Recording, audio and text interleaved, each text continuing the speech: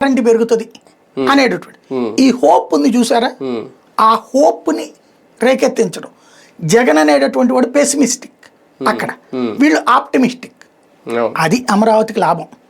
ఒక రకంగా అంటే ఈ పాయింట్లన్నీ జగన్ రేజ్ చేస్తున్నారు కానీ జగన్ ఆలోచన అంతా దుబారా, లేదంటే ఒక్కొక్క స్క్వేర్ ఫీట్ మీద ₹1000 నొక్కేస్తున్నారు. ఇదే తప్ప అసలు పాయింట్ ఆయన కూడా రేజ్ చేయలేకపోతున్నారు. అంటే జనాలకి తెలుసు అది దుబారా జరగట్లేదని జనం ఇవ్వడానికి.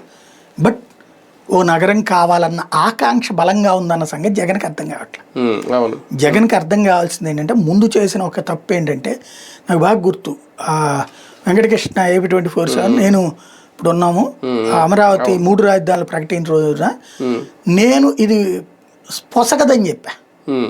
3 రాజధానులు చేస్తే బాగానే ఉంటుంది కానీ పొసగదు. ఎందుకు అంటే, ఒకటి చిన్న రాష్ట్రం 3 రాజధానులు పెద్ద ఉపయోగం లేదు. రెండవది కోఆర్డినేషన్ ఫెయిల్ అవుతుంది. ప్రభుత్వ కార్యకలాపాలకు సంబంధించిన ఇమ్మీడియట్గా కాగితాలు కావాలంటే అది హైకోర్టు. నువ్వు కర్నూలు నుంచి వచ్చి ఇక్కడ తీసుకుని పోతే 2 రోజులు పడుతుంది. అది వర్కౌట్ కాదు. డిజిటలీకరణ సందర్భం ఎక్కడి నుంచి ఎక్కడికైనా ఈయన అక్కడ డిజిటల్ పేపర్ వర్కౌట్ కాదు కోర్టులో. ఇది ఒక ఆస్పెక్ట్. రెండవది అసెంబ్లీ ఇంకో చోట, అసెంబ్లీ వేరే చోట వర్కౌట్ అవుతుంది. అసెంబ్లీ అమరావతిలో పెట్టి వైజాగ్లో రాజధాని పెట్టి ఇక్కడ హైకోర్టు అనేది వర్కౌట్ కాదు. లేదా హైకోర్టు బెంచ్ కూడా వైజాగ్లో పెట్టించుకో.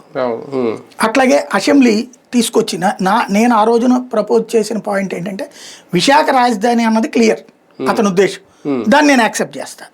విశాఖ రాజధాని నా ప్రాంతం కంటే విశాఖ రాజధాని అయితే స్టేట్కి డెవలప్మెంట్కి గ్రోత్కి అవకాశం, ఇమిడియట్ డెవలప్మెంట్, దానికి 20 ఏళ్లలోనే స్టేట్ కాంపిటేటివ్ స్టేజ్లోకి వస్తుంది.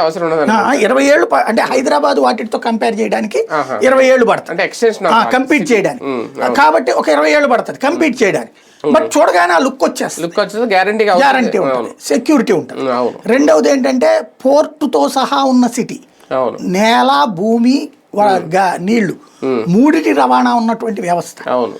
ఆ మూల అంటే హైదరాబాద్ కూడా ఆ మూలే మనందరికి. సరే, అది ఒక ఆస్పెక్ట్.